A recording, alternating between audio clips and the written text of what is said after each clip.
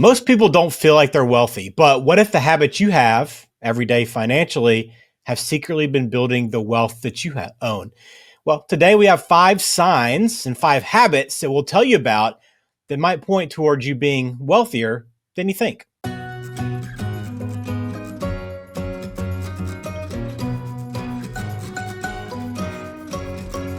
Welcome into Dollars with Dennis. I am Ben George with Dennis Hoare. He is founder and president of Faith 401k and Money Management. Dennis, good to see you again. Hey, Ben, how are you today? I'm doing well. And I think today is a good topic because, you talk about putting a plan in place and the importance of planning and doing the little things right every day. And I think that's kind of what we'll get into today is, a lot of these little things that you might be doing, it might not seem like they're doing a lot day to day, day in, day out, week in, week out, but over time, these things add up, right? That's for sure. There's lots of good habits, lots of bad habits. Yeah, so true. Hopefully you err on the good side, but we're going to point out 5 today. And if these apply to you, great. But if not, maybe a chance to make some changes, make some adjustments. And you can always do that with Faith 401k and Money Management. Just check them out, 401k.faith, or just check out the show description. Everything is right there to get in touch with Dennis.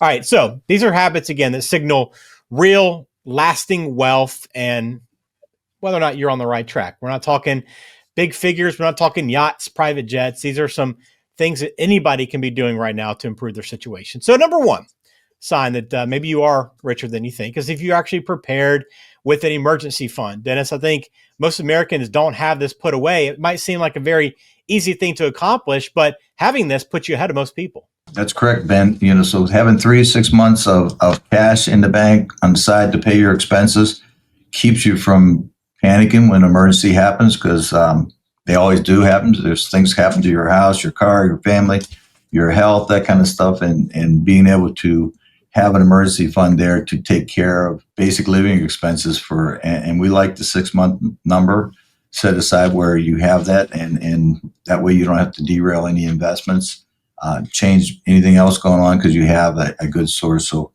being prepared with an emergency fund is a very important piece of this project. And this even goes before even investing, right? I mean, if you're somebody walks to the office, Dennis, and they tell you, I don't have much saved in an emergency fund, is that still one of the things you'd point them to first? Hey, make sure you get this taken care of, and then we'll talk about how to continue building from there. You're right on. So we want to start there. We don't want to go to the investments until we get the emergency fund built up and then take it from there. Then we can start on the other list of things we need to do. But getting that emergency fund is a critical step. All right, so that's number 1 here is if you're prepared with an emergency fund, great, you're in a good position. All right, so number 2, you live below your means. Again, a very simple, basic financial strategy, right, Dennis? Don't spend more than you make, but most Americans don't follow that. It's hard for some people to get that, and we're here in Cincinnati area where P&G is a big employer, and there has been a few millionaires that were janitors or low-level workers come out of P&G because they just lived below their means and saved a little bit of the time. But over a long period of time, it turns into a number that they're very comfortable with their lifestyle. So, and that simply means is spend a little bit less than you're bringing in. Sounds so simple, but sometimes people just don't get that part. So live below your means, spend less than you make. And I like the 10-10-80 theory. Save 10%, give away 10%, and live on the balance 80% from there. That's a good motto to start with. Pretty simple, pretty easy to remember. Save, give, and live on the rest. Yeah, I like that. 10-10-80. All right, so living below your means, that's number 2. Number 3, you invest strategically. That's the next kind of sign here. And again, that's a lot of what you do, Dennis, involves a 401k. You help a lot of people with investing in that 401k. But talk about that strategic investing. What does that mean to you when I throw that out there as a sign that you're doing well? Well, so you got to come back to the retirement plan. You have a plan in place and you know where you need to get to by a certain point, because if you know how much risk you need to take on in your investments because of your planning, your savings, that kind of stuff, then it's way easier for us to get them in the right investment strategy, because we know their plan. We know they need to get here to a certain point, and it helps us to deploy their investments that are adequate and so they don't panic when markets change, and because they always do. Bonds and stocks, cash, that kind of stuff. It's pretty simple for us, but most people don't have a system for doing that. And that's really what we try to focus on to help our clients with, to have a plan and what investment strategy gets them to that end result in the best manner. Yeah, so take advantage of that offering by Dennis. If you have questions, want to sit down, want to look at your 401k, just get second thoughts on that and see where you're invested, please don't hesitate. Go to 401k.faith to schedule a time to meet with Dennis there. All right, another sign here, you have multiple income streams. Look, diversification is still the name of the game, right? And I think this goes beyond investing, right? Are you bringing in money in other avenues, right? And it's a great time to do that. There's so many opportunities out there today to pick up a little extra work. For sure. I just recently ran the top 10 list of side hustles, and I was pretty surprised at some of them. And some of them are online. So if you're not a computer expert, there's other things that are passive income that you can do when you're slowing down or when you're taking that next phase, or to help supplement your retirement income. So plenty of opportunities out there. And look at the resources you have. What are you good at? And then find somebody that needs that resource and a way to do that on your own schedule. Yeah, it's beauty. We're so connected right now that there's never been a better time to be able to do things like that and connect with people and find ways to solve problems. Out of those side hustle lists, Dennis, what was any of those jobs surprise you that you saw? So one that surprised me was like an automated driving range. Okay. So there's no people there.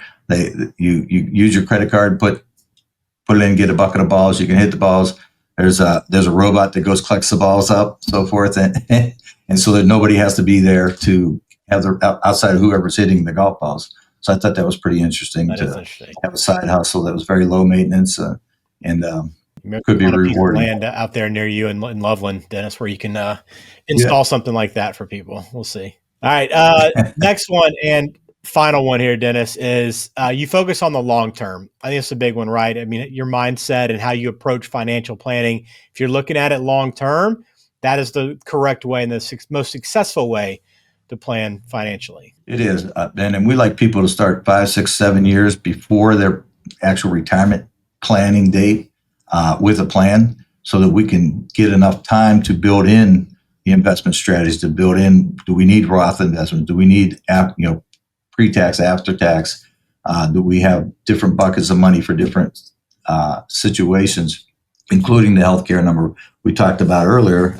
So we want to get enough time to be able to adjust that retirement plan before somebody retires and model it. And so if you've done that for 3, 4, 5 years before you actually retire, you can gain some confidence in the plan and what the numbers are and feel really pretty good about your retirement or your exit strategy. That's our goal. Have a plan. Got to have a plan. Again, it begins by going to 401k.faith. You can find the link in the show description as well. You can also call 513-898-1897. And Dennis, for anyone that is beginning that process and maybe is kind of getting close to that 6 or 7 years out to where they want to begin planning, what do they need to kind of have ready? What does that first kind of conversation with you look like?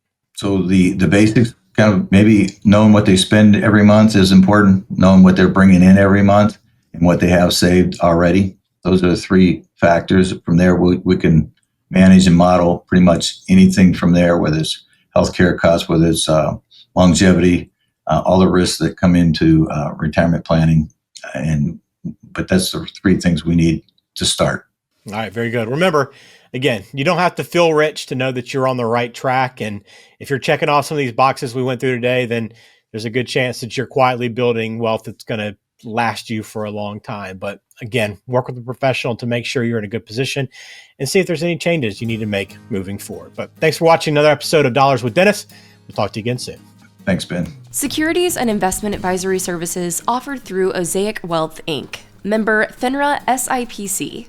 Osaic Wealth is separately owned, and other entities and/or marketing names, products, or services referenced here are independent of Osaic Wealth.